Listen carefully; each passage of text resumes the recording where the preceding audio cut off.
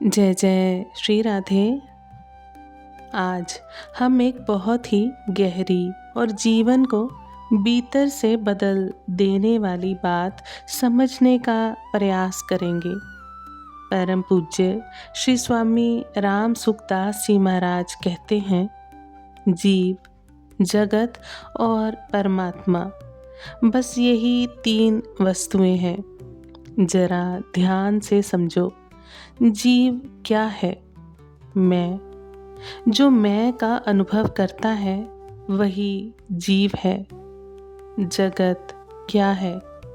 जो कुछ दिखाई दे रहा है, जो अनुभव में आ रहा है, वही जगत है।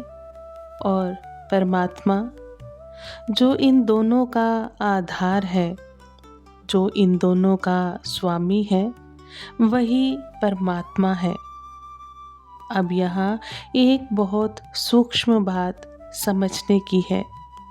जीव और जगत का तो विचार किया जा सकता है, लेकिन परमात्मा का विचार नहीं किया जा सकता।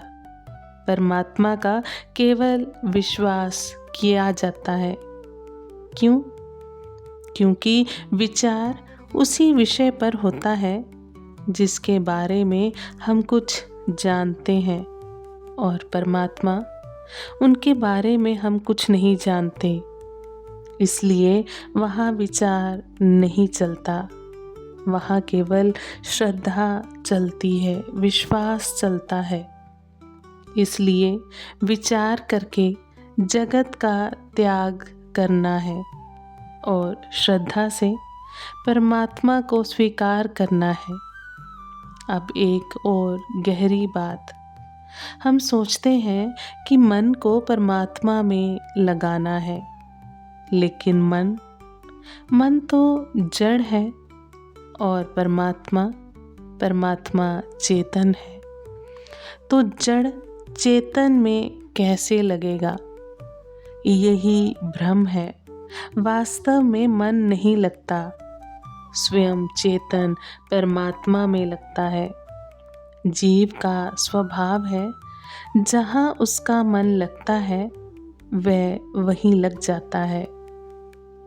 जब मन संसार में लगता है तो जीव संसार में बंध जाता है, और जब मन को परमात्मा की ओर मोड़ा जाता है तो मन नहीं बल्कि स्वयं जीव परमात्मा में स्थिर हो जाता है।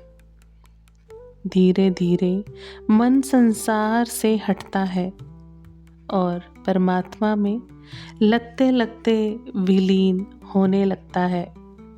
श्रीमद् भगवत गीता जी में भगवान कहते हैं, विषयों का चिंतन करने से मन विषयों में फंस जाता है, और मेरा स्मरण करने से मन मेरे में विलीन हो जाता है।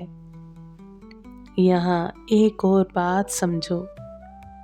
कामना की पूर्ति में हमेशा भविष्य जुड़ा होता है, लेकिन आवश्यकता की पूर्ति में भविष्य नहीं होता, क्योंकि संसार के पदार्थ हर जगह नहीं मिलते, लेकिन परमात्मा हर जगह है, हर समय है।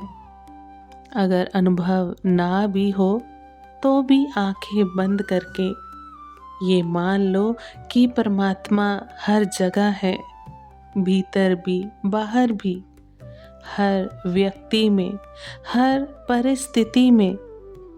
जब साधक हर जगह परमात्मा को देखने लगता है तो उसकी इच्छाएं धीरे धीरे समाप्त होने लगती हैं। अब शरीर और संसार को देखो, ये दोनों एक ही प्रकृति के हैं। ये शरीर हर क्षण हमारा साथ छोड़ रहा है, लेकिन परमात्मा हमारे हृदय में सदा विद्यमान है। सोचो, जिसे हमें छोड़ना है वह अपने आप छूट रहा है, और जिसे पाना है वह पहले से ही प्राप्त है। बस हमें त्याग करना है भोग की इच्छा का और संग्रह की इच्छा का। हम क्या करते हैं, हर चीज़ों को पकड़ते हैं। बाल्यावस्था, जवानी, धन, सुख और भगवान सब छुड़ाते रहते हैं। ये उनकी कृपा है। वे हमें बार बार संकेत देते हैं कि तुम संसार में मत फंसो, मेरी ओर आ जाओ, मेरी ओर आओ। जब हम पकड़ना छोड़ देंगे तब वास्तविक आनंद का अनुभव होगा। शांति कहाँ मिलेगी? इच्छाओं के त्याग में। और इच्छा कैसे मिटेगी? सेवा से। जब हम दूसरों को सुख देते हैं तो हमारी अपनी इच्छाएं कम होने लगती हैं। गरीब की सेवा, बीमार की सेवा, गाय की सेवा, ये सब हृदय को शुद्ध करता है। दूसरों को सुख देने से अपने सुख की चाह धीरे धीरे समाप्त हो जाती है। यही कर्म योग है। अब ज्ञान की बात।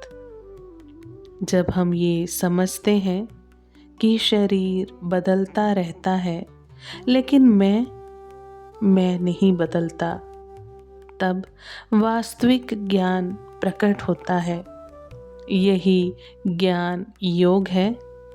और जब हम असहाय होकर भगवान को पुकारते हैं तो वे हमारी इच्छाएं मिटा देते हैं। यही भक्ति योग है। जब संसार की इच्छा पूरी तरह समाप्त हो जाती है तब परमात्मा का अनुभव अपने आप होने लगता है। फिर कुछ पाना बाकी नहीं रहता, कुछ जानना बाकी नहीं रहता। यही मनुष्य जीवन की पूर्णता है। धन्यवाद। अगर आपको ऐसे ही गहरे आध्यात्मिक विषय सुनना अच्छा लगता है तो चैनल को सब्सक्राइब जरूर करें और इस वीडियो को लाइक और शेयर करें ताकि ये ज्ञान और लोगों तक भी पहुंच सके। आप सभी वैष्णव जन को श्री हरिवंशी श्री सद्गुरु देव भगवान की जय हो। जय जय श्री हरिवंश।